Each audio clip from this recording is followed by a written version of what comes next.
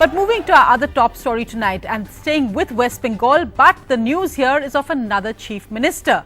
Narendra Modi today spoke at the meeting of 3 chambers of industry in Kolkata. Later he addressed BJP workers in the state. And today we saw another avatar of Narendra Modi as a statesman.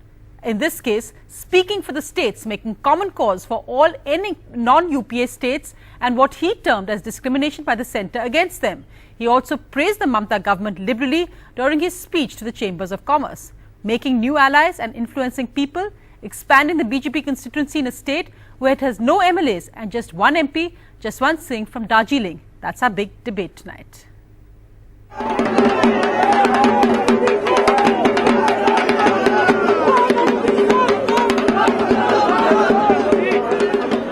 Narendra Modi on Didi's turf in his new avatar, making allies and influencing people. Today he found common cause with Chief Minister Mamata Banerjee. और गुजरात जैसा राज्य जहां कांग्रेस के मित्र जो गड्ढे करके गए थे, उन गड्ढों को भरने में मेरा 10 साल गया है। और बंगाल में तो 32 साल से ऐसे गड्ढे हुए हैं। At his diplomatic best, the Gujarat Chief Minister refused to be dragged into a Modi model versus Mamata model debate. No awkward questions on Tata's nano project evicted from Bengal to find a home in Gujarat. Instead, he pitched his battle as one of the non-UPA states versus the UPA at a time Mamata Banerjee is in Delhi to ask for more central funds. Non-UPA state है तो आपको दूसरा treatment. And tension growing between the JDU and ally BJP in Bihar over a possible Modi bid for Prime Minister. This outreach to him as well. Will this model require an adaptation in agricultural states like Bihar, for example?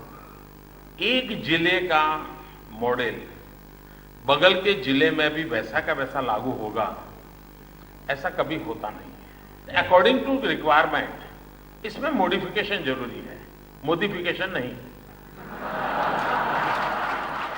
However, as Narendra Modi aimed to create a new constituency in Bengal where the BJP has only a single MP, Mamata Banerjee made sure she was at a safe distance in Delhi. For her, the main focus is not 2014, but the Panchayat elections expected to be held soon. There is already uncertainty over the Panchayat polls in West Bengal, with the Mamata government locked in a stalemate with the State Election Commission. At a time like this, she can hardly afford to alienate her 28% Muslim vote bank by aligning with the saffron poster boy.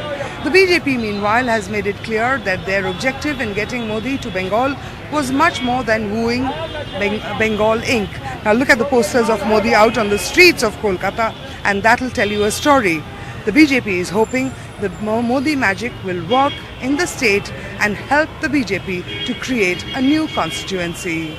In Delhi to seek economic justice, Mamata Banerjee's Trinamool Congress made it clear that there was no possible alliance with Narendra Modi. The Bengal Chief Minister insisted Narendra Modi's appreciation was not politically motivated, but an attempt to appreciate the Bengal model. Political party differences may be there, but government stand, government development work, anybody can appreciate. One state government can appreciate the other state government. That I don't think that it is a political motivated or anything. He has every right to speak. But are you ready to match up with the BJP? I think Planning Commission is not the political center. ये लोग भविष्य में क्या होगा नहीं कह सकता है. For decades, the electorate in Bengal has largely swung between the left front on one side and the TMC and Congress on the other. As much as 90% of the votes in successive polls have gone to either of the sides. The balance 10 to 12% votes generally went to smaller political parties such as the BJP, the BSP and independents. But in the 2012 Jangipur by-polls, these trends took a U-turn. The Congress lost about 16% of the votes, with the president's son winning by a narrow margin. The BJP's vote share went up to 10% from a meager 2%, setting off alarm bells in the left, Trinamool and Congress camps. And in the hunt for allies by both the UPA and the NDA, Mamata would be a crucial catch, given that she has been a minister in the Vajpayee government. The party is clearly not untouchable for her, and who knows when Didi will update her political relationship status. Modi's pitch in Kolkata was more political than business. That's what they are saying out here in Kolkata today. Many industrialists, prominent ones like Harsh Neotia, Sanjeev Goenka, they were missing at the meeting. Speculation is they were worried about upsetting mercurial Mamata by meeting Modi. But the big question is, will Modi's roadshow in Kolkata today help him acquire an ally in the future? Politician may have, but I am not a politician. I am a political person.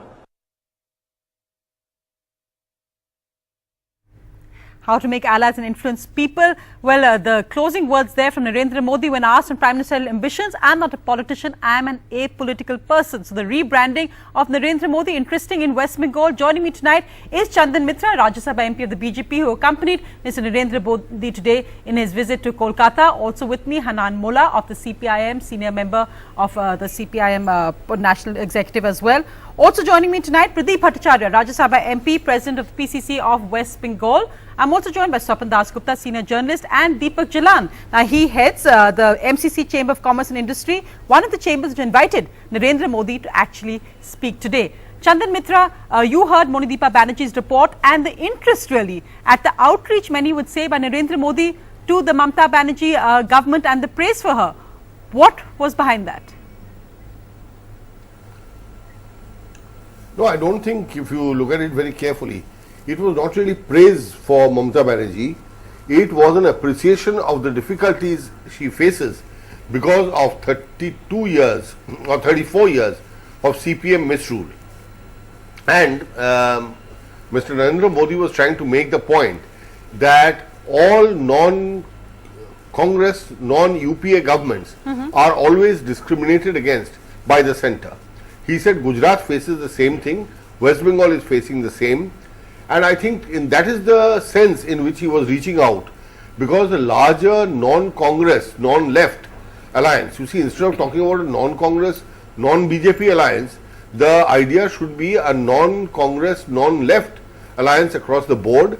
Whether it's pre-poll or post-poll, we will have to see, but certainly anti-Congressism is a kind of bond which can reunite a large number of parties, and I think Mr. Narendra Modi was basically getting at that. Well, that makes good political arithmetic sense in a way, but as Modi-Deepa also reported, in the facts really of West Bengal with Panchayat polls coming up maybe slightly different. Manish Tiwari today pitched it in New Delhi as a secular versus common battle. You've secular versus communal battle. You've pitched it as a anti-Congress battle. He's pitched it as secular versus Congress. But Pradeep Bhattacharya, coming here on that point, Bengal is an interesting state because, of course, the BJP doesn't have a single MLA here. I just want to make a point, Go ahead. Sonia. You know, secularism, I've always believed, secularism, I've always believed, is the last refuge of scoundrels, because they create this bogey, this false identity, and try to unite people against the BJP. I think the people of this country have now understood the Congress, left and other such parties' games, and this time in West Bengal, you will find that a party which had not counted for anything all these years is beginning to make its presence felt. We saw it in Jangipur, we saw it in subsequent by-elections, you will see it in panchayats, and West Bengal, the BJP is emerging as an alternative because both the Congress and the CPM as well as the Trinamool have now become discredited parties in West Bengal. But one swallow doesn't make a summer, one Jangipur doesn't mean that it's a win in West Bengal. Let me just get both the Congress and the left, and interestingly, I think the Mamata's in Delhi keeping a safe distance. The Trinamool Congress has refused to be part of this show tonight, so keeping a safe distance on this topic as well. Pradeep Bhattacharya, across to you first, because I think Chandan Mitra's direct attack was in the Congress and rejecting this whole secular versus communal argument made by the Central Congress. Go ahead, Mr. Bhattacharya. Look, I can put it this way, that Narendra Modi had two meetings in Kolkata. And the first meeting, he praised Mamata Banerjee and her government like anything. But surprisingly, in his second meeting, he did not say a single word. Possibly, in the meantime, the state BJP people convinced Narendra Modi it is better not to praise the state government. Otherwise, in the first meeting, why he praised so much so again to this government, and second meeting he was quite silent. But his target was the same in both meetings, the UPA and the Congress. His target was the same in both meetings. No, I'm coming to that point. Yes, you are right. The target was the Congress. And what Mr. Mitra has said is correct, that they have a intention to form anti-Congress force. Anti-Congress force means including Mamata Banerjee and the BJP. But my feeling is this, here in Bengal, if Mamata Banerjee decides to have any support to BJP, then definitely she will lose all the minorities votes, that is around 27 to 30% vote in Bengal.